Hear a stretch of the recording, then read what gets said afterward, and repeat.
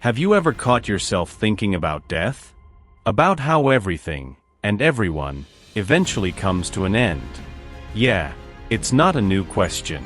Way before we were even around, a king named Gilgamesh, from ancient Mesopotamia, was already losing sleep over it. And he wasn't just any king.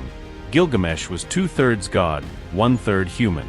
Super strong, super wise, super brave. And yeah, his ego?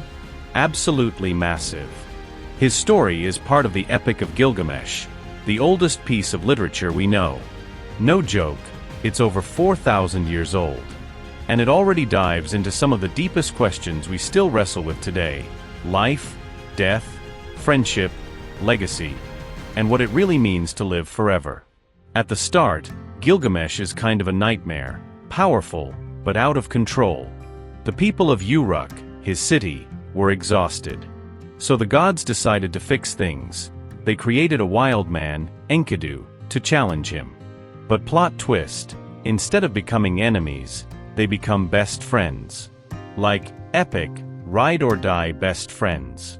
They go on crazy adventures together, fighting monsters, ticking off gods, facing down all kinds of mythical creatures. But then, tragedy hits. Enkidu dies. And Gilgamesh? He's shattered. That grief wakes something up in him, a fear way bigger than any monster he's fought, the fear of death.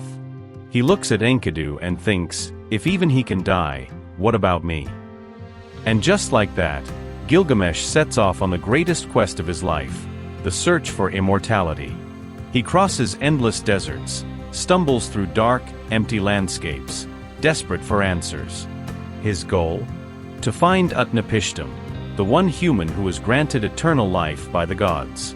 Along the way, he meets Siduri, the goddess of taverns. She tries to talk some sense into him, tells him to chill, enjoy life, savor the time he's got. But Gilgamesh? He's too far gone. He needs answers. Siduri points him toward the ferryman who can take him across the waters of death to meet Utnapishtim. And man, it's a journey. Silence, darkness, nothingness all around. When he finally reaches Utnapishtim, he hears an incredible story. Once, the gods decided to wipe out humanity with a massive flood. But one god took pity and warned Utnapishtim, telling him to build an ark.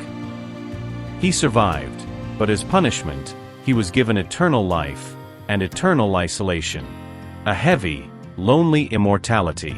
Still, Gilgamesh begs for a chance.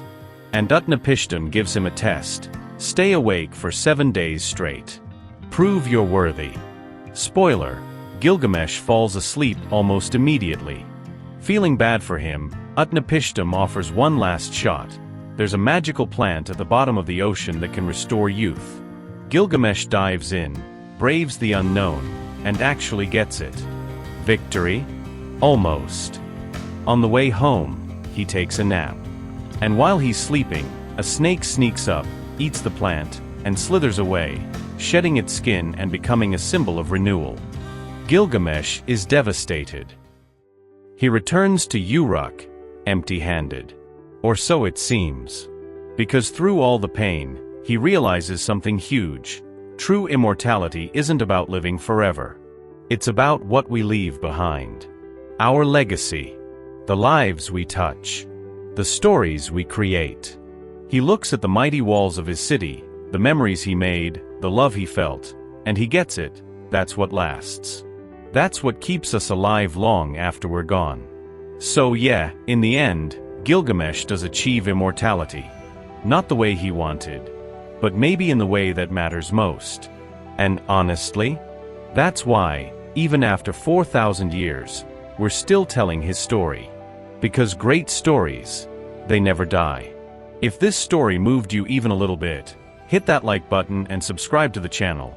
It really helps us keep bringing these incredible myths from all over the world. And don't forget to tap the bell so you don't miss any new episodes. Now tell me in the comments, if you had the chance, would you chase immortality? Or would you rather live fully and leave your mark? I'll see you in the next video. Until then, stay legendary.